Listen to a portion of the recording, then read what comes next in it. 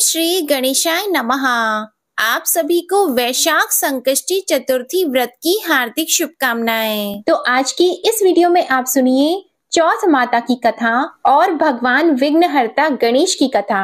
माना जाता है कि चौथ माता का व्रत और कथा के साथ भगवान गणेश की कथा सुनने से व्रत का पूर्ण फल प्राप्त होता है। पौराणिक कथा के अनुसार एक गांव में एक सेठ सेठानी थे। उनके एक बेटा और एक बहू थे।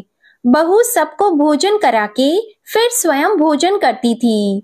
एक पड़ोसन ऐसी भी थी जो रोज पूछती थी कि बहू आज क्या बनाया है, क्या खाया है। तो बहू कहती ठंडो बासी। एक दिन उसके पति ने ऐसा सुनकर विचार किया कि आज तो पकवान बनाए जाएं, फिर देखें कि मेरी पत्नी क्या कहती है। उसने तरह तरह के पकवान बनवाए और घर के सभी लोगों ने एक साथ बैठकर भोजन किया। आज भी पड़ोसन ने पूछा तो बहू ने कहा कि ठंडो बासी। सेठ के लड़के ने सोचा हो न हो कोई बात अवश्य है जिससे कि मेरी पत्नी ऐसा कहती है। उसने पत्नी से पूछा तुम रोज ठंडो बासी खाया ऐसा क्यों कहती हो, जबकि हम सबने एक साथ बैठकर कई तरह के पकवान खाए। उसकी पत्नी बोली हम जो खा रहे हैं वह बाप बूढ़ों की कमाई है। जिस दिन आप कमा कर लाओगे उस दिन मैं समझूंगी कि ताजा भोजन कर रहे हैं। अब एक दिन लड़के ने माँ से कहा मैं एक बड़े शहर में कमाई करने जा रहा हूँ। माँ बोली बेटा अपने पास इतना धन है कि खाया नहीं खत्म होगा।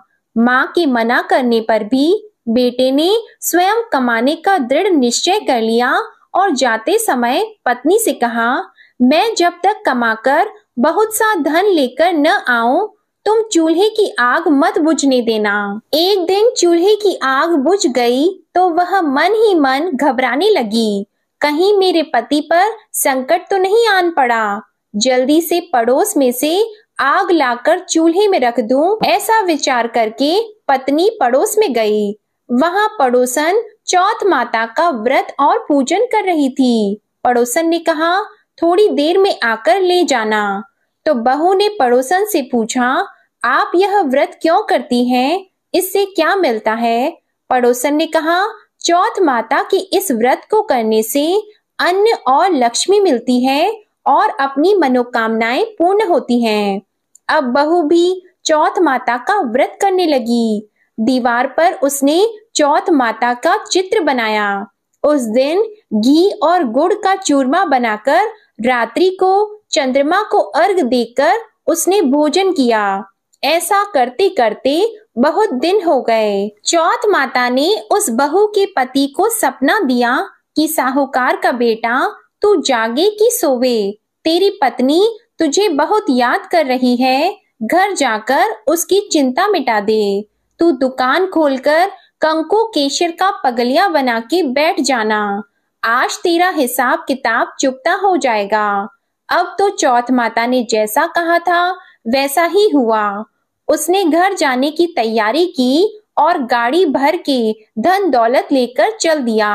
रास्ते में एक बड़ा सा काला नाग फन फैलाए बैठा था और कहने लगा आज तो मैं तुझे डसूंगा, छोड़ूंगा नहीं, आज तेरी आयु पूरी हो गई है। सेठ के लड़के ने कहा आज चौथ माता ने मुझे सपना दिया तो मैं पत्नी से मिलने घर जा रहा हूँ। वहाँ मेरी पत्नी बहुत चिंता कर रही है, मैं उससे मिलकर जरूर आऊंगा, तब तुम मुझे डस लेना। नाग ने कहा तुम शपथ पूर्वक कहकर जाओ तो मैं तुम्हें जाने दूंगा, परंतु लौट कर नहीं आए तो तुम्हारे घर आकर मैं तुम्हें डस लूंगा। इस प्रकार सांप को वचन देकर वह घर पहुंचा। वहां सभी से हंसी खुशी से मिला और भोजन करने उदास होकर बैठ गया। उसकी पत्नी ने उदास होने का कारण पूछा तो पति ने काले नाग वाली बात बताते हुए कहा कि यदि मैं उसके पास नहीं जाऊंगा तो वह घर आकर ही मुझे डस लेगा। पत्नी बहुत चतुर थी। उसने कहा कि आप घबराओ नहीं, लेट जाओ, मैं एक उपाय करती हूँ। पत्नी ने कमरे की 7 पेड़ी धोई, पहली पेड़ी पर रेत, दूसरी पर इत्र, तीसरी पर गुलाल फूल, चौथी पर कंकु केशर, पांचवी पर लड्डू पेड़ा, छठी पर गादी गलीचा और सातवीं पेड़ी पर दूध का कटोरा भरकर रख दिए। इस प्रकार वह 7 ही पेड़ी सजाकर बैठ गई। आधी रात होते ही नाग आकर पेड़ी चढ़ने लगा। पहली पेड़ी पर रेत में लौट गया और कहने लगा कि सेठ की बहू ने आराम तो बहुत दिया, पर वचनों से बंध कर आया हूँ, सो डसूंगा अवश्य ही। इसी प्रकार 7 पेड़ियों पर नाग आराम करता हुआ और कहता हुआ कि डसूंगा जरूर, कमरे में जाने ही वाला था कि चौथ माता ने विचार किया कि मैं इसे नहीं बचाऊंगी तो संसार में धर्म कर्म और व्रत पूजन को कौन मानेगा।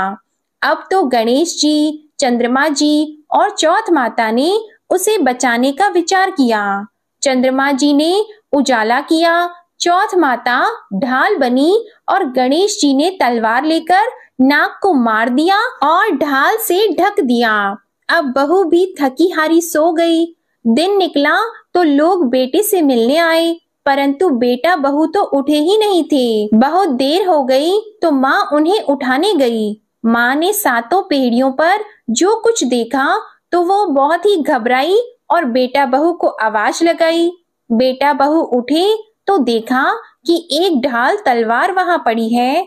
अब ढाल उठाई तो वही काला नाग मरा हुआ पड़ा है।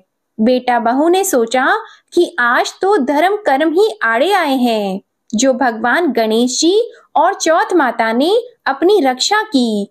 हे चौथ माता, आपने जैसी सेठ के बेटे बहू की रक्षा की, वैसी ही सबकी रक्षा करना।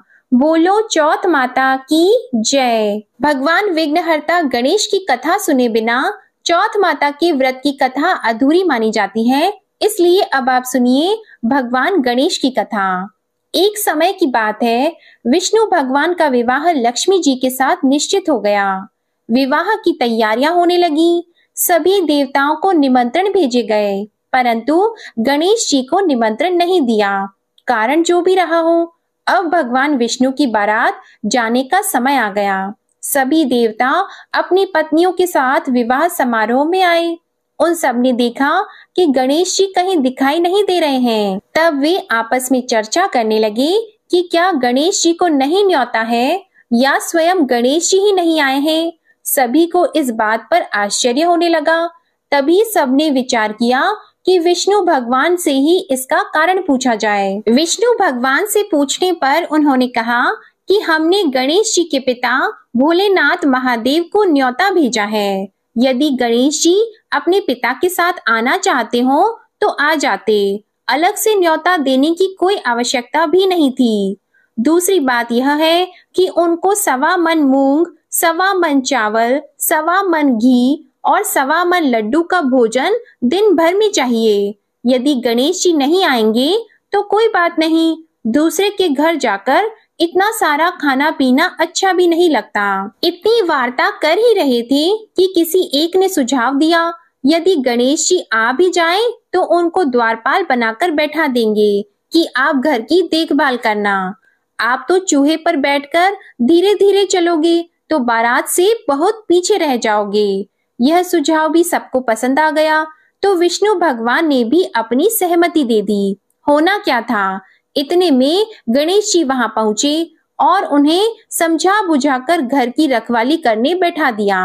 बारात चल दी। तब नारद जी ने देखा कि गणेश जी तो दरवाजे पर ही बैठे हुए हैं, तो वे गणेश जी के पास गए और रुकने का कारण पूछा। गणेश जी कहने लगे कि विष्णु भगवान ने मेरा बहुत अपमान किया है। नारद जी ने कहा कि आप अपनी मूषक सेना को आगे भेज दें तो वह रास्ता खोद देगी, जिससे उनके वाहन धरती में धंस जाएंगे। तब आपको सम्मान पूर्वक बुलाना ही पड़ेगा। अब तो गणेश जी ने अपनी मूषक सेना जल्दी से आगे भेज दी और सेना ने जमीन पोली कर दी। जब बारात वहां से निकली तो रथों के पहिए धरती में धंस गए। लाख कोशिश करें परंतु पहिए नहीं निकले। सभी ने अपने अपने उपाय किए परंतु पहिए तो नहीं निकले, बल्कि जगह जगह से टूट गए। किसी की समझ में नहीं आ रहा था कि अब क्या किया जाए। अब तो नारद जी ने कहा, आप लोगों ने गणेश जी का अपमान करके अच्छा नहीं किया। यदि उन्हें मनाकर लाया जाए तो आपका कार्य सिद्ध हो सकता है और यह संकट टल सकता है। शंकर भगवान ने अपने दूत नंदी को भेजा और वे गणेश जी को लेकर आए। गणेश जी का आदर सम्मान के साथ पूजन किया। तब कहीं रथ के पहिए निकले। अब रथ के पहिए निकल तो गए, परंतु वे टूट फूट गए तो उन्हें सुधारे कौन। पास के खेत में खाती काम कर रहा था, उसे बुलाया गया। खाती अपना कार्य करने के पहले श्री गणेशाय नमः कहकर गणेश जी की वंदना मन ही मन करने लगा। देखते ही देखते खाती ने सभी पहियों को ठीक कर दिया।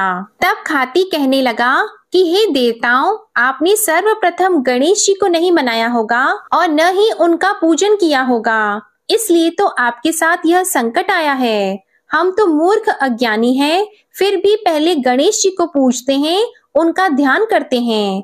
आप लोग तो देवतागण हैं, फिर भी आप गणेश जी को कैसे भूल गए। अब आप लोग भगवान श्री गणेश जी की जय बोलकर जाएं तो आपके सब काम बन जाएंगे और कोई संकट भी नहीं आएगा। अब सभी को अपनी अपनी गलती का पश्चाताप हुआ और सबने भगवान गणेश की जय जयकार करते हुए और बारात वहां से चल दी और विष्णु भगवान का लक्ष्मी जी के साथ विवाह संपन्न करा के सभी सकुशल घर लौट आए। हे गणेश जी महाराज, आपने जैसे विष्णु भगवान के कार्य को सिद्ध किया, वैसे सभी के कार्य को सिद्ध करना। बोलो भगवान गणेश की जय। तो ये थी आज की चौथ माता की कथा और विघ्नहर्ता भगवान गणेश की कथा। आज की कथा अच्छी लगे तो वीडियो को लाइक करना मत भूलिएगा और कमेंट में चौथ माता की जय और भगवान गणेश की जय भी लिखिएगा और हमारे चैनल को भी सब्सक्राइब करिएगा। धन्यवाद।